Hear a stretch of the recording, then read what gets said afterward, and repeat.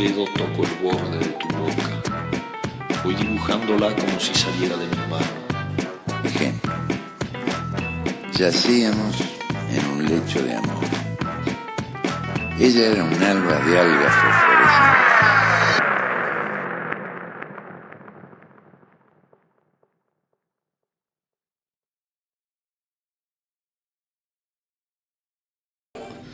Hola, hola, hola a todos. Bueno, acá estamos un nuevo martes en otro Desbocados, el Desbocados número 29, este 8 de julio. Un día yo salí con una estaca y una riestra de ajos porque había tanta niebla. Ya con Augusto nos vemos en este momento, pero al principio de la mañana estaba bravísimo.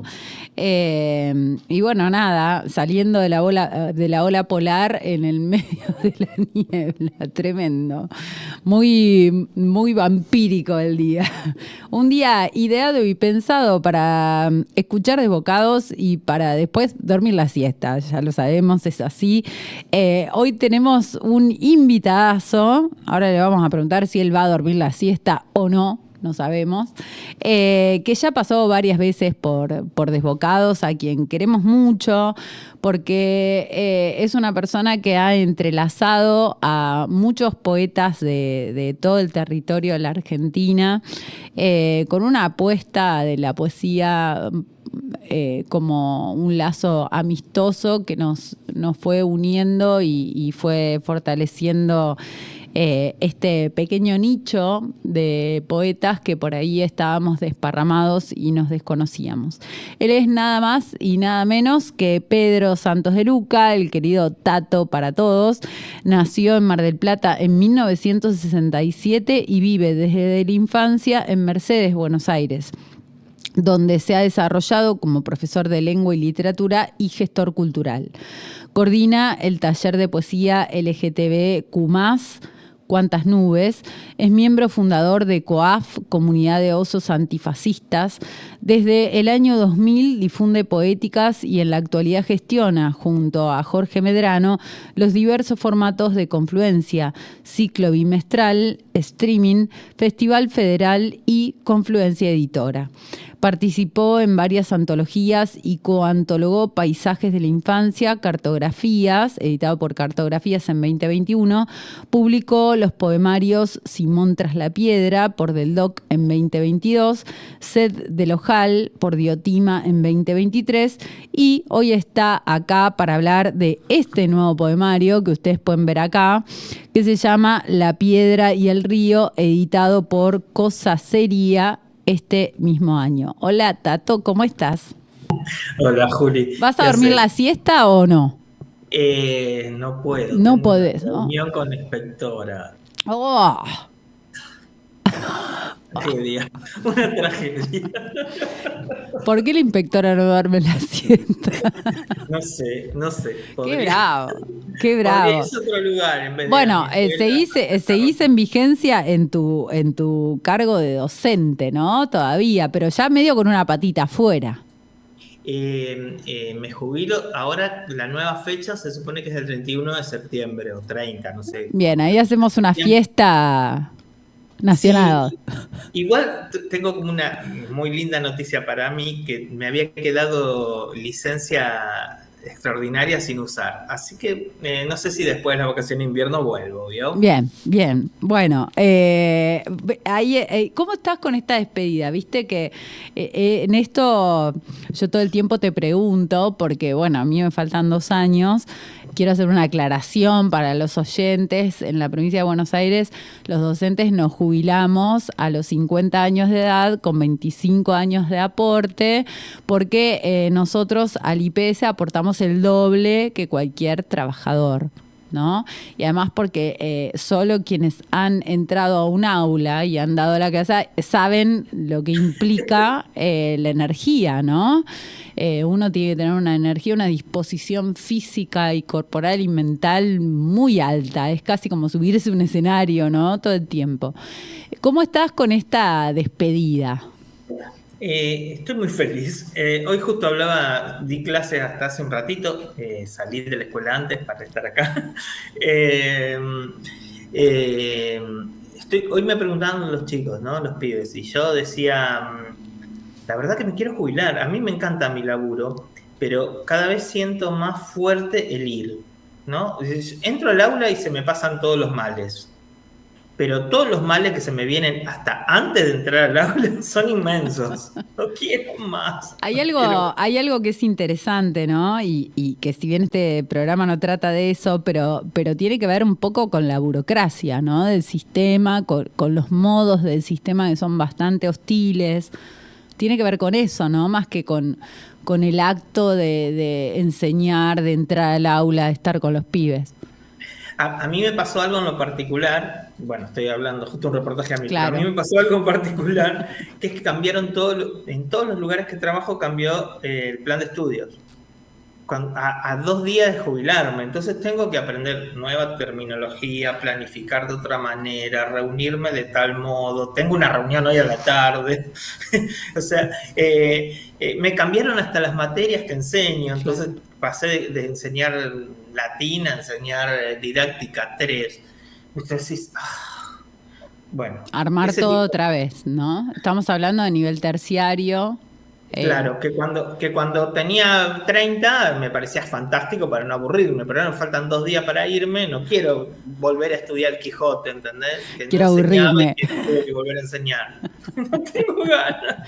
Bueno, pero todo esto, digo, este despegue del espacio de la docencia dentro del sistema educativo, porque vos vas a seguir ejerciendo, dando talleres, ¿no? Vas a seguir en espacios informales. Tiene que ver también con ampliar otros espacios para habitar. ¿Cuáles son esos espacios que venís ampliando desde hace un tiempo atrás, casi 5 años atrás, y que ahora van tomando cada vez más fuerza, ¿no? Y cada vez más? Sí, en realidad, Juli, bueno, como nos conocemos, vos sabés un montón de cosas que tienen que ver con estos proyectos que me sostienen, si querés, y que también eran mi plan de jubilación. O sea, cuando me preguntan, hey, ¿te jubilás y qué vas a hacer? Tengo una lista así gigante de cosas que voy a hacer, pero incluyen muchas cosas. Con el formato Confluencia, que con Jorge nos reímos y decimos metaverso. Le mandamos un besote a Jorge. Jorge querido. El tema es que con Confluencia terminó siendo un programa de radio, un ciclo mensual, un ciclo bimestral LGTBQ+, un festival federal, próximamente una editora. Bien. Y entonces está la energía tan canalizada y puesta en todas esas cosas hermosas, son hermosas para mí. Y yo pensaba que no iba a laburar este año, entonces se largaron las cosas y ahora se me juntó con el laburo, pero la seguimos haciendo igual y está muy bueno. El lanzamiento del libro nuevo, la preparación de los libros nuevos para la editorial. Empecé a militar, que era algo que yo hacía tibiamente hace mucho tiempo, pero ahora lo hago de manera activa, así que se me van abriendo un montón de preguntas, ¿no? Por un lado, Confluencia y todas sus aristas, ¿no? Que fueron atravesando el tiempo. Primero empezó como un encuentro bimestral, mensual, semestral, trimestral en Mercedes, en Buenos Aires, ¿no? Como que tuvo distintas postas. Eso fue transformándose de repente en un festival federal. Más que nada por demanda de los mismos escritores, ¿no? Todos dijeron, che, Tato, armate un festival federal. Y también el streaming que sale los martes a las 11 de la noche, recordame la radio. Radio Mercedes, FM Mercedes. Radio FM Mercedes, buscan Confluencia Streaming, es un formato de entrevistas y de lecturas a 2 poetas cada noche. Pueden ver los videos ya colgados, pueden vincularse esta misma noche y escucharlo ya que mañana es feriado, ¿no? Porque a veces nos pasa la vida, ¿no? En medio claro. Nos da vuelta. Y a la vez venías ya con 2 poemarios y este nuevo poemario, La Piedra y el Río, es el primer poemario completo de un único autor de la editorial Cosa de Libros. Ahí vamos a eso. Pero además vos decías, además empecé a militar, ¿no? ¿Qué es toda esta energía puesta en espacios que de alguna manera parecen un poco como en tensión con la demanda política que está en el poder en este momento? ¿Por qué ahí? Bueno, todo tiene que ver con todo, Ju. Y bueno, te cuento un poquito de la COAF, ¿sí? Uh-huh. Como para ir acomodando las cosas. Arranco por ahí, después la literatura nos va a llevar Claro. el resto del programa. La COAF es la comunidad de osos antifascistas que nace de un grupo de amigos que nos fuimos encontrando después del lamentable discurso de Milei en Davos. Nos encontramos en una asamblea en Parque Lezama. Volvimos a encontrarnos nuevamente en esa asamblea y luego vino la marcha del 1 de febrero, la gran marcha del 1 de febrero. Teníamos mucho miedo, muchos de nosotros decían que nos iban a cagar a palo, que nos iban a pegar. Está bien. Había mucha hostilidad, ahora hay mucha más hostilidad hacia el colectivo LGTBQ+, y entonces armamos un grupo de WhatsApp para cuidarnos, para decir, che, yo salí de mi casa, yo llegué a mi casa, estoy en tan esquina, marchar juntos. Y ese fue el germen, o sea, ese primer cuidado fue el germen de lo que hoy es la comunidad de oso antifascista. De ser 10, ya somos 60. Un montón. Empezamos a participar de un montón de marchas y ser como reconocidos en muchos lugares de la militancia LGTBQ+.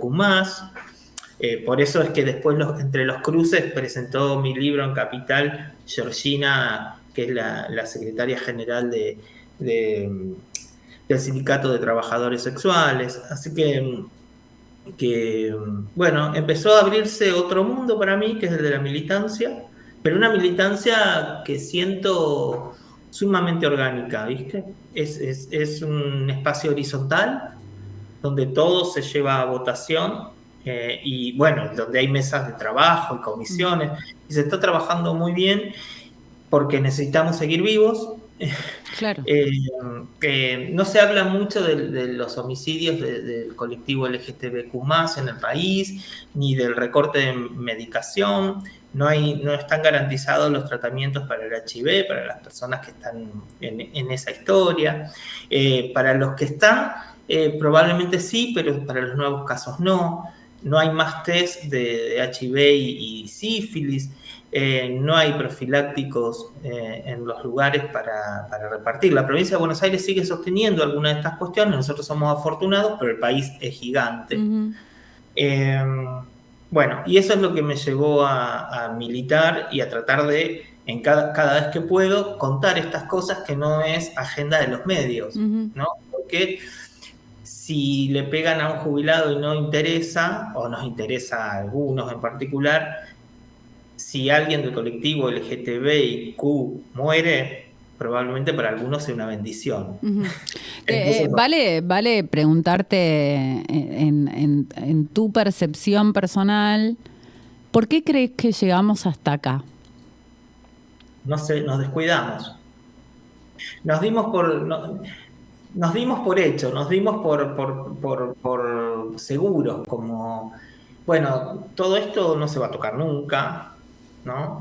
Todo esto puede ser para muchas personas, no sé, ayer cerró, bueno, no sé si oficina, departamento, o sea, del cáncer. Ah, ¿no? El del cáncer. Uh-huh. Bueno, ahí de veras, ¿no? Das por sentado que esa oficina, departamento, organización nunca iba a cerrarse. No hay reacción tampoco, ¿no? Social. No.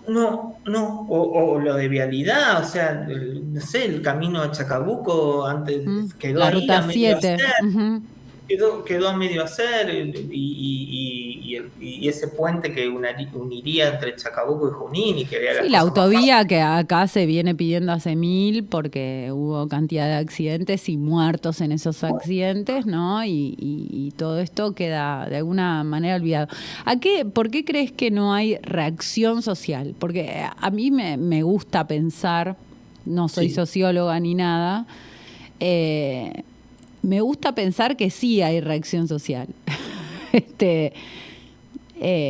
Nada más que la figura como un poco se dio vuelta. ¿Por qué crees que no hay participación? No se sale a las calles, esto que ustedes se juntaron, los osos, bueno, está buenísimo, pero digo, falta, ¿no? ¿Por qué crees que...? Generacionalmente el grupo que conformo y son de 30 y pico para arriba. No sé, creo que hay un sesgo, hay un corte en las militancias y en los compromisos a partir de cierta edad. Y no soy de los que digo tiempo pasado fue mejor, ni los jóvenes tal cosa, no tengo esa visión, pero sí hay algo de eso que sucede.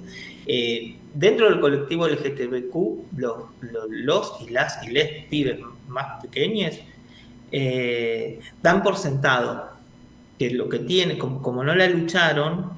La democracia, ¿no? La da por sentada.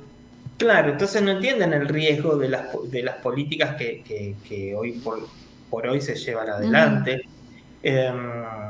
A mí me pasó que en 57 años y pico de vida que llevo, el año pasado fue la primera vez que me agredieron en la calle. Digamos, nunca me habían agredido, ¿no?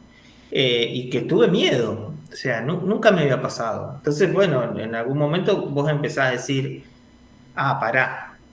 Hay algo habilitado, ¿no? Y que tiene que ver con el discurso del odio. Y retomo la literatura, algo que vos venís ejerciendo de modo contrario, ¿no? De alguna manera, todos tus proyectos siempre tienen que ver con un cuidado amoroso, con el vínculo amoroso, con vincular a unos con otros. Sos como casi el Roberto Galán del streaming y de Instagram en un momento con poesía dominguera y ¿no? Vas vinculando gente entre sí, es un poco otra forma de percibir el mundo, ¿no? El camino es colectivo. Solo, o por lo menos para mí, solo no tiene ningún sentido.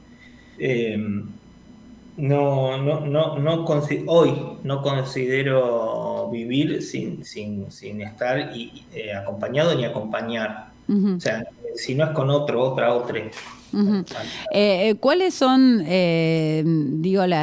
las cosas positivas que encontraste generando comunidad en la literatura?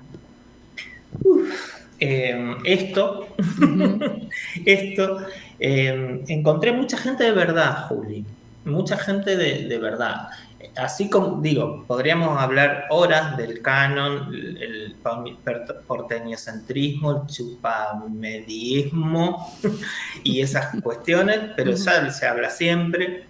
Entonces vamos por lo positivo, que es gente de verdad, gente que milita o que lleva la poesía como bandera también, desde un lugar del brazo, ¿no? Codo a codo, como quieras, ¿no? Pero sin querer ni brillar ni aplastar al otro, sino con el otro. Qué difícil, ¿no? Es difícil porque en general los artistas somos súper narcisistas, egocéntricos, ¿no?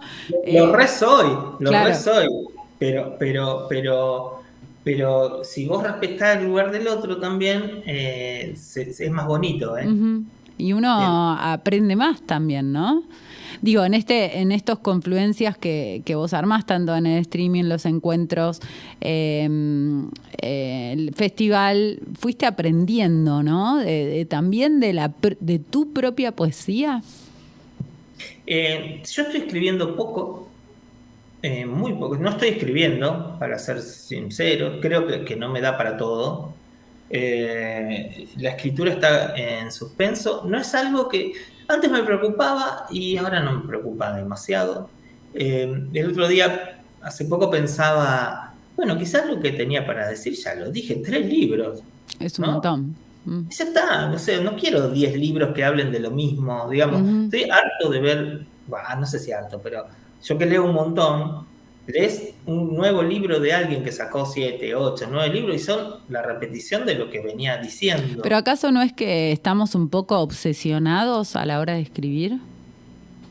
Sí, pero podés tratar de buscar hablar de otras cosas o de otras formas o otras voces. No tengo la verdad de esto, por Dios. No, es una conversación nada más, lo estoy preguntando porque digo como que siempre, viste, uno no quiere escribir sobre determinada cuestión porque decís, bueno, de esto ya escribí un montón. Bueno, pero si y volvés... escribiste 6 libros sobre la semillita y el pajarito. ¿Necesitas darle a la humanidad más mijo y jaulita? No, gracias. ¿No hay comodidad también ahí? Digo, no somos cómodos a la hora de escribir, decimos, che, esto funciona, este tema o esta forma, o... Lo hacen grandes, no voy a nombrar a nadie, pero lo hacen grandes y consagrados escritores, que es uno de sus nuevos poemarios y no están diciendo nada que no hayan dicho en todos los poemarios anteriores. Y lo mismo, yo también tengo obsesiones, palabras, giros que se repiten y se repiten a lo largo de mis libros, así que me hago cargo de eso, pero no voy a hacer 2 libros por año. Bueno, déjame. Hay una compulsión productivista, a eso te estás refiriendo, ¿no? Como que sí. la poesía, justo la poesía que va por otro camino, que de alguna manera tuerce la hiperproductividad, hiperconsumo del mercado, porque de alguna manera vos volvés a leer el mismo poema capaz 100 veces en tu vida, ¿no? Como que hay 5 o 6 poemas que ya te quedaron repicando en la cabeza. La poesía va por otro camino y sin embargo hay como cierto interés por publicarse, autopublicarse, hablar con alguien para que nos publique, pagar la publicación, lo que fuere, pero como cierta compulsión, ¿no?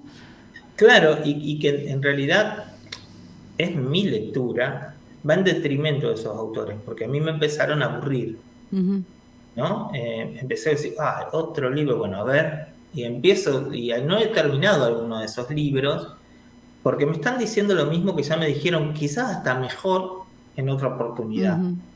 Porque yo podría decirte que mis 3 libros tratan de lo mismo, o le tratan de dar respuesta a la misma pregunta. Hablemos de eso, de tus 3 libros. ¿Cuál es la pregunta que vos ves como fundante en los 3? Bueno, es duro por esta hora, pero hay un hecho familiar fundacional de mi adolescencia que es la muerte de mi madre, ¿no? Y entonces mis 3 libros intentan responderme a mí ¿por qué? ¿No? ¿Qué pasó acá? De diferentes modos, ¿no? Hay una voz más... en una podría decirte que hay una voz más sensiblera, habla de ser de Lojal, no sé si es sensiblera o es barriana o algo así, ¿no? Hay algo del melodrama ahí, Almodóvar, no sé, llamémoslo como quieras. Después en Simón es lo mismo, pero muy encriptado, más encriptado, ¿no? Más vinculado como al discurso religioso también. Exacto. Porque esto, la religión también como una gran pregunta, ¿no? Que un intento de respuesta. Y yo creo que, según algunas personas, el último libro fusiona esas 2 formas. La piedra y el río. Tremendo libro, yo lo leí, no te quise mandar ningún mensaje porque me pareció espectacular, hermoso, profundo, conmocionante en un montón de aspectos. Y me pareció muy interesante el armado del poemario, casi a manera de itinerario bitácora, ¿no? Como ciertas referencias espaciales, los títulos de los poemas con referencias espaciales y años. que no siguen un orden cronológico, sino parece más un cuaderno de bitácora, ¿no? Una especie de viaje. Sí.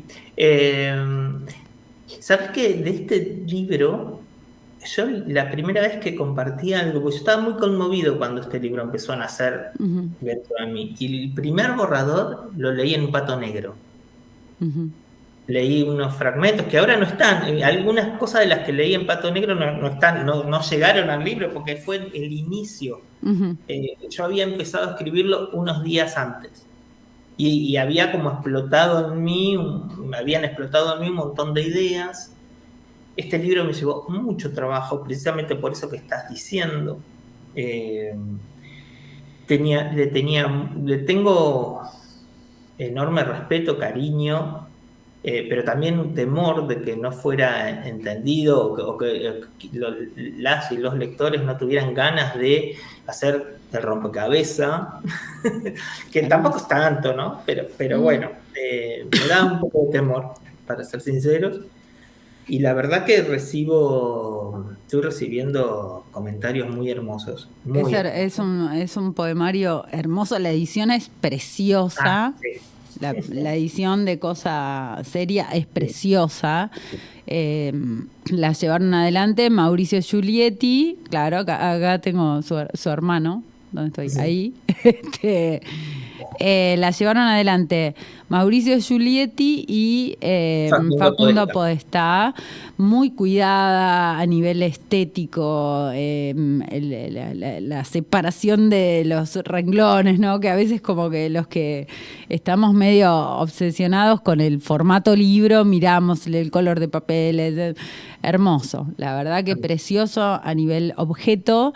Y después, en cuanto al poemario, la verdad que está buenísimo, para decirlo muy boludamente, es muy conmovedor. En el proceso vos decís, leí el primer borrador en Pato Negro, te estás refiriendo al ciclo de música, poesía y arte plástico que hacemos acá en Chacabuco, pero te llevó todo un proceso. En ese proceso, que fuiste descubriendo el poemario. Viste que uno quiere... un poemario no es una selección, simplemente una selección de poemas. Hay ahí, en el trasfondo de todos esos poemas, algo que se planta, algo que se dice, ¿no? Es un gran poema. ¿Qué fuiste descubriendo? ¿Cómo lo fuiste descubriendo? Sabes que no sé si tengo mucho una respuesta para eso, Ju, pero sí que hubo algo como en espiral que iba pasando, ¿no? Como esto que está... mira, yo no escribí historia por historia, aunque pareciera que el libro está acomodado. Sí. Yo iba como... A ver, a este personaje o le pasó esto, entonces se me venía otra imagen. Este libro está construido con esos datos que uno tiene de niño y que ha escuchado por estar muy debajo de las polleras, mientras las tías, las primas y todas las mujeres de la familia conversaban y uno no escuchaba. Uno escucha y arma historias. Desde la fragmentariedad, ¿no? Desde el puro fragmento. Claro, yo puedo decir que más allá, esto es una ficción, quiero decir claramente que esto es ficción, pero armada con esos retazos de secretos que andan... Doy un ejemplo, ¿sí?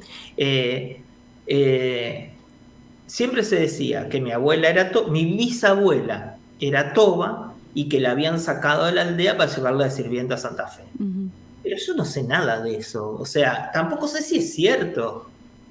Pero con eso que yo escuchaba en conversaciones y que ahora armé así, y que era huraña, y que era mala, y que era morochona, ¿viste? Y no me sale la palabra. Bueno, india, ¿no?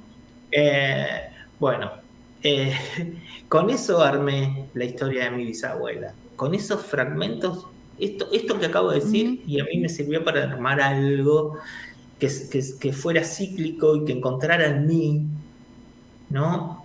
Porque Bueno, este libro nace de esa gran... Hay una pregunta, hay dos preguntas al principio, una que me pertenece y una que no.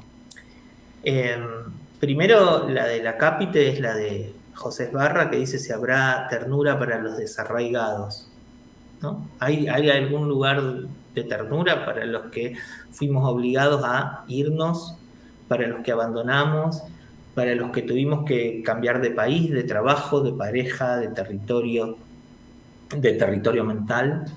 ¿Hay ternura para todos nosotros? ¿Dónde está esa ternura? Esa es una gran pregunta que no sé si tiene respuesta. Yo creo que sí. Y la segunda surge a orillas del río Paraná, que es el primer poema, que es un verso. Yo estaba en Rosario en el año 2022, mirando el río Paraná. Y el río Paraná es como increíble cuando lo mirás. Y me quedé colgado en el río.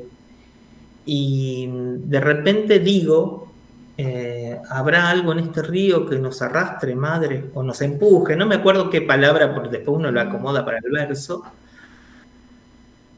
Y wow, dije, ¿de dónde vino esta pregunta, no? Mi mamá era rosarina, y además en lo cíclico me empecé a dar cuenta que yo había ido a Rosario en 1982, en el 2002 y en el 2022, ¿no? Y entonces todo eso empezó a armar un caldo, un guiso dentro de mi cabeza, que me llevó 2 años de escritura, 2 años de laburo, porque no me parecía una historia sencilla de contar. Ayer una amiga, bueno, ayer no, antes de ayer una amiga, colega, me decía, esto es una novela en verso, ¿no? Que lo que yo había hecho no era un poemario, sino una novela en verso, ¿no? Y creo que tiene razón, que hay algo de eso, ¿no? Hay algo de una historia ahí, ¿no? Uh-huh. Que va entrelazándose entre un poema y otro. Es muy interesante porque Simón tras la piedra y el río conservan los dos la palabra piedra. Uh-huh. Sin embargo, esta piedrita que parecen ponerse en el bolsillo todo el tiempo, ¿no? Tener en la mano y demás, en la piedra y el río, en Simón tras la piedra es otra cosa. Este juego con la palabra, ¿no? No te voy a preguntar, bueno, ¿por qué elegiste piedra y no elegiste pedregullo? Pues es una pavada, pero digo, ¿cómo te das cuenta cuando hay una palabra? Porque viste que a veces uno dice, che, pero esta palabra la he hecho millones de veces, pero no va otra. No va otra. ¿Por qué esta? ¿Por qué, cómo haces frente a la palabra que se impone, ¿no? Que el poema te impone la palabra. Bueno, va a sonar, no sé cómo va a sonar, pero piedra es Pedro, uh-huh, ¿no? El origen etimológico de mi nombre es piedra.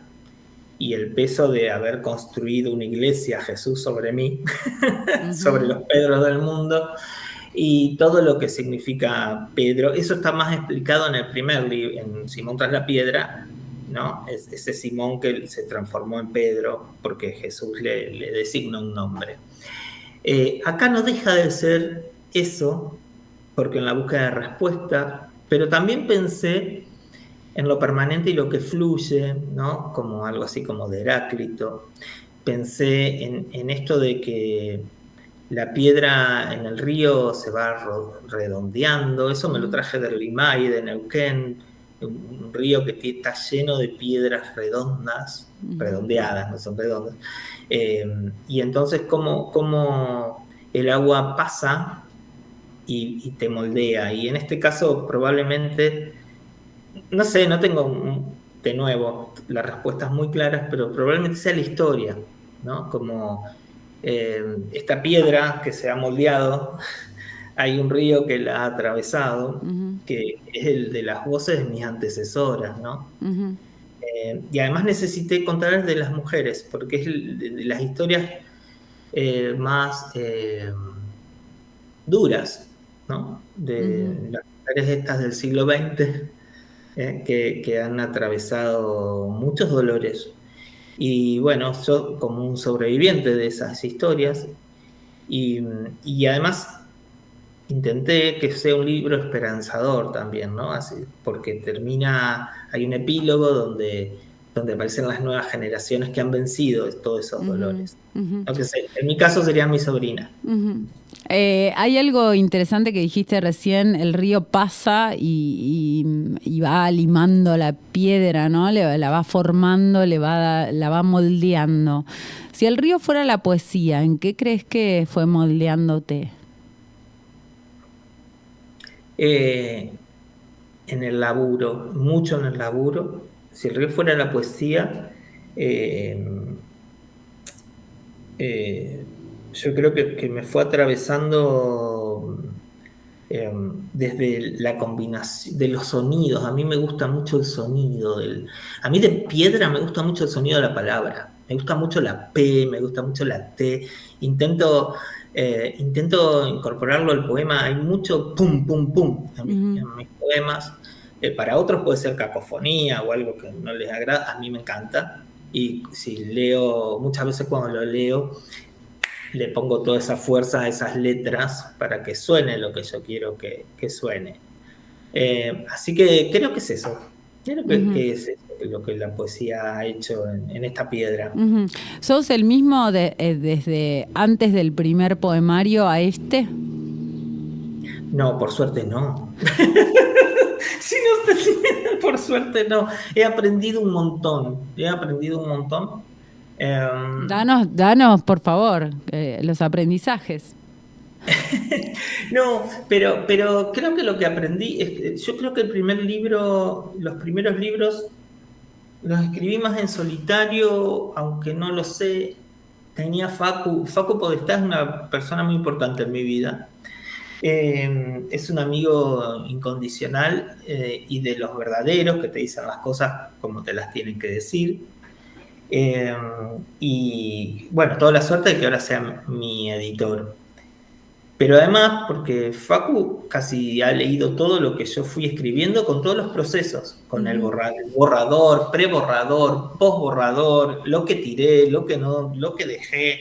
Conoce versiones de poemas que yo no sé qué conozco. Claro. Se acuerda, porque si te acordás que antes en tal poema decía... No me acuerdo. Así que Facu... por ejemplo, puedo considerar que escribo en colectivo, pensando en Facu, pensando en Jorge también, en esto de mostrar lo que escribo es como escribir en compañía, ¿no? Como te pareces por acá.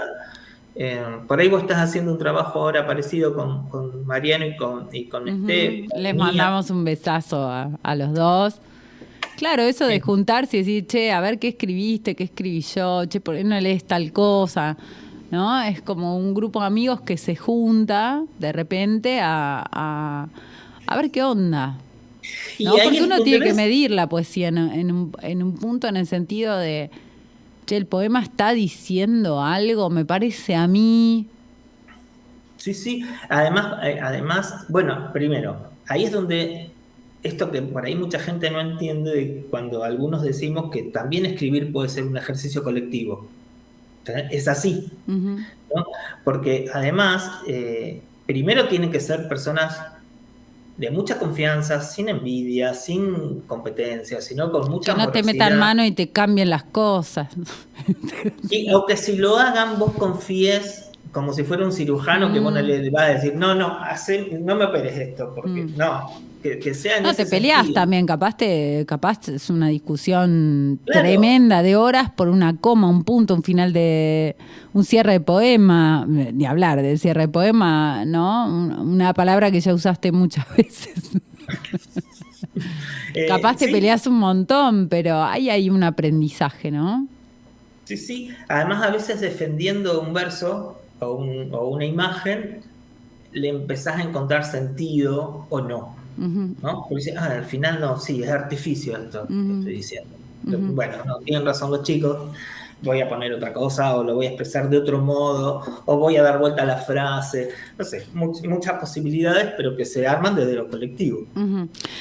Todo este laburazo que hicieron, la verdad que es tremendo el laburo que hicieron los chicos de Cosa Seria y vos medularmente con tu poesía en La Piedra y el Río.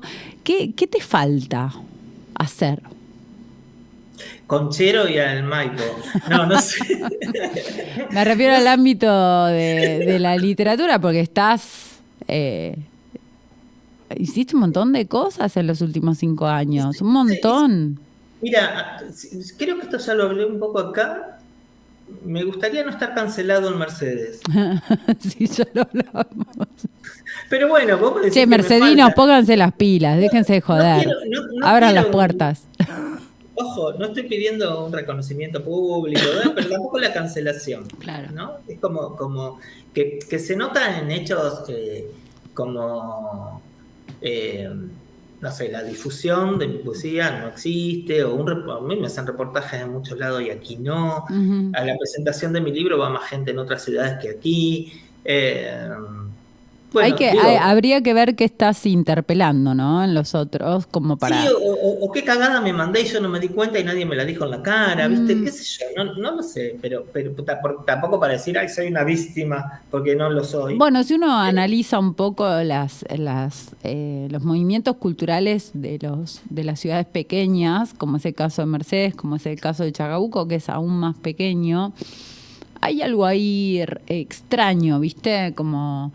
Bueno, a vos te pasa, a algunos nos pasa acá, que por ahí armás movidas culturales, ¿no? Armás espacios de lectura y demás, y está todo el mundo de lo local, hablo, muy pendiente de que vos invites, llames, digas, pero después cuando ellos arman, no.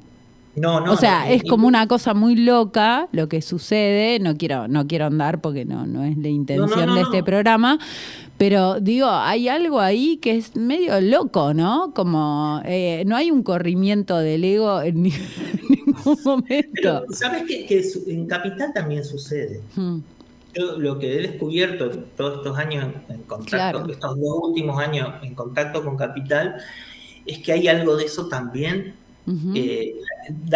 Datos como curiosos, por ejemplo, vos publicás que editas un libro nuevo y es curioso quién te felicita en público, quién en privado, uh-huh, quién mira y no dice nada. Es curioso, al menos es, uh-huh, curioso. Bueno, ¿no? Ningún espacio es totalmente puro y sin tensiones, y ¿no? Eso también vale decirlo. Pasa en Capital, pasa en Mercedes, pasa en Chacabuco, pasa en todos lados del mundo. La cuestión es que la poesía sigue igual, porque se planta igual, porque uno dice, bueno, ahora no escribo más, porque es un montón que no escribo, y de repente un día aparece, ¿no? Casi como una especie de aparición, digo yo.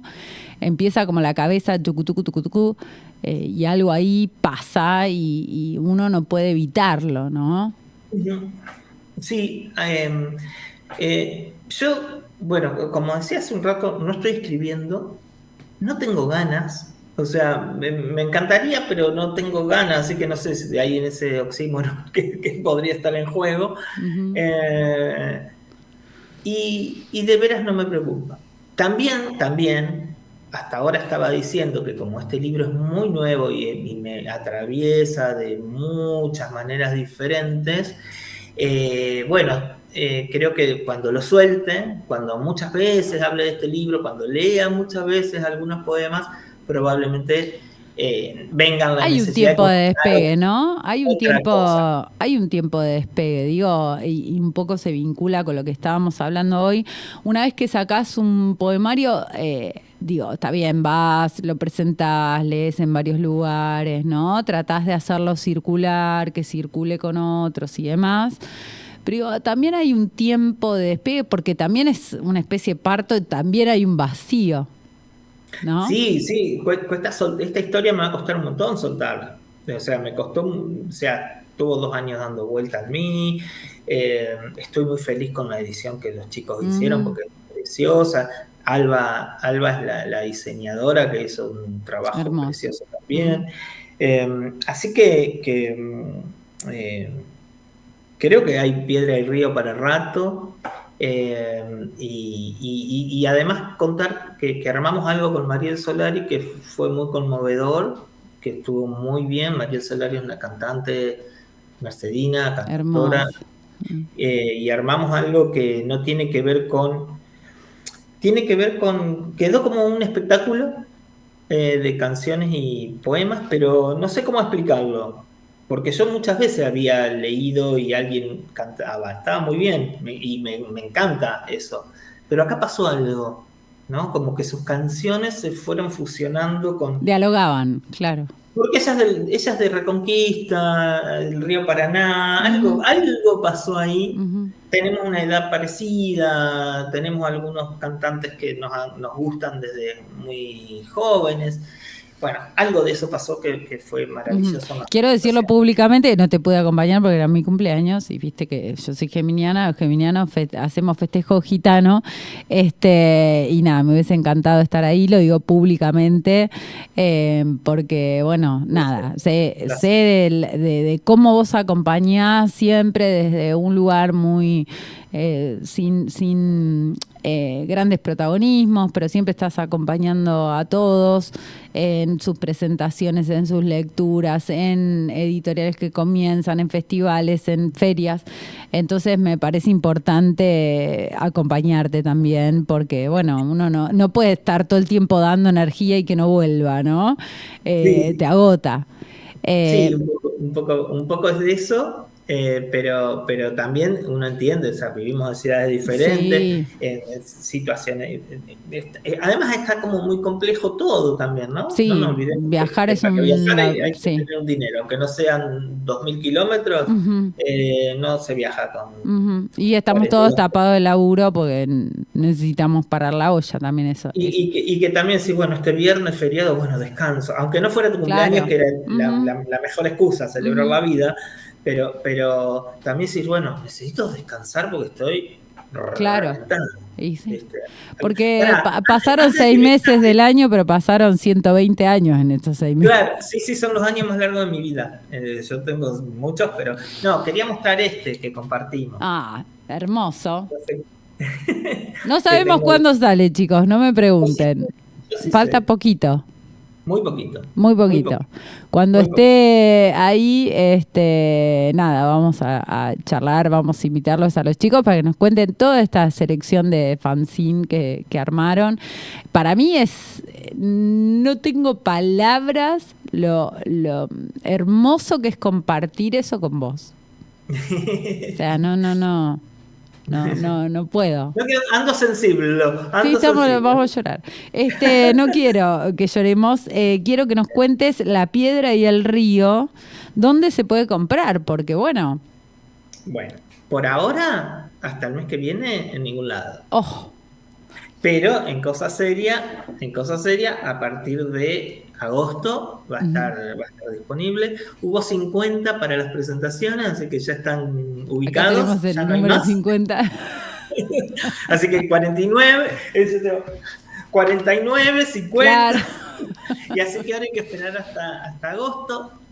Para poder tenerlos bueno, se viene un segundo semestre, pero a todo lo que da. Antes de que se nos termine el tiempo, porque ya son 11:55 de la mañana y nosotros podemos estar hablando 14 días sin parar, te quiero un montón, después vamos a seguir charlando más, pero nada, quiero que nos compartas la lectura de algo, de alguito, de La Piedra y el Río, que lo van a poder comprar. Sigan a Cosa Seria. Cosa Seria es una librería, además de una editorial, encabezada por 2 personas maravillosas, que son Mauricio Giulietti y Facundo Podestá. Síganlos y ahí en agosto le ponen la campanita que les avise, aunque sean las historias en Instagram, y ahí en agosto consiguen La Piedra y el Río de Pedro Santos de Luca. Perfecto. Bueno, voy a cambiar de tono. Voy a leer estamos 5 minutos, así que voy a leer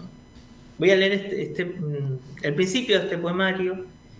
Recuerden que arranca con una pregunta, ¿no? Si había algo, ¿no? Que si hay algo, ¿no? Que compartamos, ¿no? Con mi madre y con las mujeres de mi vida. Y la respuesta arranca así. Ay, perdón. Di vuelta a la página, pero ahí arranco con la respuesta. Acá está. Playa La Perla, 1966. Su nombre es Carlos Silvestre. Nace en un río de montaña inquietado por la serenidad del paisaje. Escudriña el mar, encuentra lo que las aguas abandonaron, piensa en su casa. Sabe que nunca volverá a ese lugar. Conserva un par de papeles en el bolso. Que tiene 14 años, dicen. Que la casaron con un desconocido, certifican. Debe dejar sus caprichos de niña, pero hubiera preferido meterse de sirvienta. Se pierde en el horizonte justo en el momento en que la noche lo toma todo y reclama una constelación. A esta ciudad una poeta también vino a perderse, pero ella no se atreve. Las olas, cuando rujan en la oscuridad, le dan temor. Mucho tiempo después, esa niña recordará aquella noche, vencerá sus miedos y elegirá otro mar donde arrojarse. Tremendo. Tenemos 2 minutos más y ese es un último poema. Gracias, Tato, por pasar por acá. Te quiero infinito y prontito nos veremos, pero nos despedimos con un último poema. Vale. Mar del Plata, 2015. Algunas verdades las descubro en soledad. La vida está llena de indicios, aunque yo no pueda verlos. Cada parte de la casa esconde una revelación. ¿Cómo se cuenta una historia construida con fragmentos? No disfrazaré la voz para intentarlo. Es martes y sonrío, porque lo sé, no encontraré palabras. Todo tiene su justo movimiento y exige templanza. ¡Wow! Por favor, lean a Pedro Santos de Luca, se los pido por Dios, porque es tremenda su poesía. Muchas gracias siempre por todo, también por pasar por acá otra vez más para hablar de tu nuevo poemario. Te quiero. Muchas gracias. Gracias, Chacabuco. Espero estar en el Pato Negro de este año. Por supuesto, claro que sí. Así nos despedíamos en este Desbocados del 8 de julio con Pedro Santos de Luca. Nosotros nos volvemos a encontrar el próximo martes. Chau. Punto Radio.